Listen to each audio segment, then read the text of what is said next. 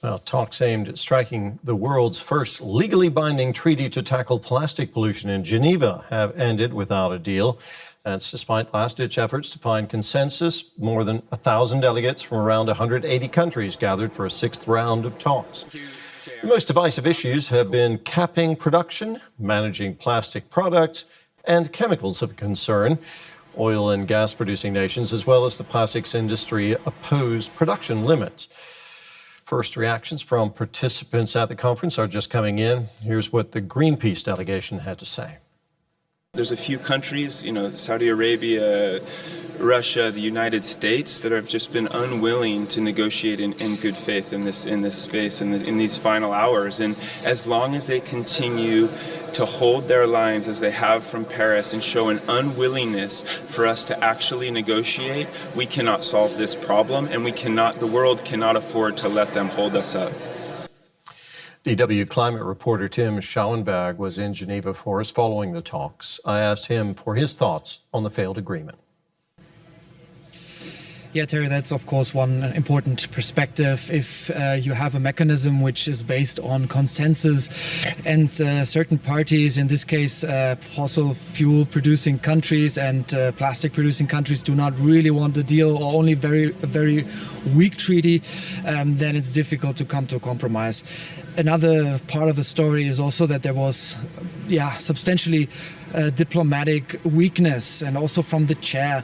The procedures that were applied here did not really match the needs of the delegations to really bring together two very opposing positions here. We're seeing those opposing positions for 3 years, and still at the end, as this treaty now failed, we're seeing that there was one draft yesterday which was really in favor of favoring the views of fossil fuel producing countries. Today we have one which is rather in the corner of the ambitious countries, and basically those two papers we would have needed at the very beginning to then start actually negotiating where overlaps could be, and this didn't happen.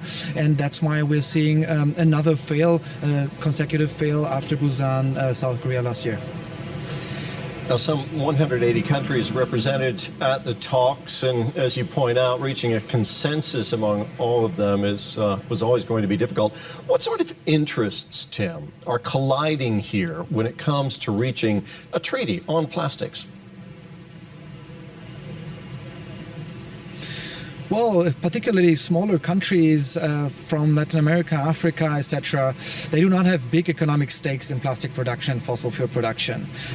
They want a healthy planet. They want they want to solve the plastic crisis. They want to protect their societies from the impacts of potentially hazardous chemicals from plastics. And then there's the heavyweights in the room here, which having heavy economic interest and keep selling their resources which are needed to produce plastics. We mentioned them, Saudi Arabia, Iran, Russia, but also the US and China. They are seeing that fossil fuels are on the decline due to the rise of renewable energies today and in the future. So they want to save their business model in selling these resources, and one part of that is not touching the plastic industry because they are buying their resources. Just briefly, Tim, we know that the parties there agreed on a few things, even though we didn't get a final big treaty put together. Is anything going to change in practical terms as a result of this meeting in terms of the way plastics are produced, used, or disposed of? Well, on an international level, not, because there is no treaty. What can happen potentially is that there might be measures on national level.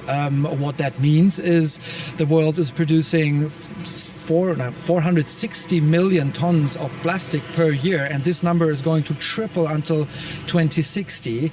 And this trend is going to continue as we're not seeing a treaty here. There are 16,000 chemicals associated with plastics.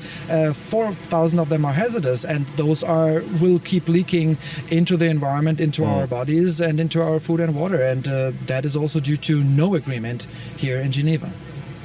Tim, thank you very much. Our climate reporter Tim Schauenberg there in Geneva.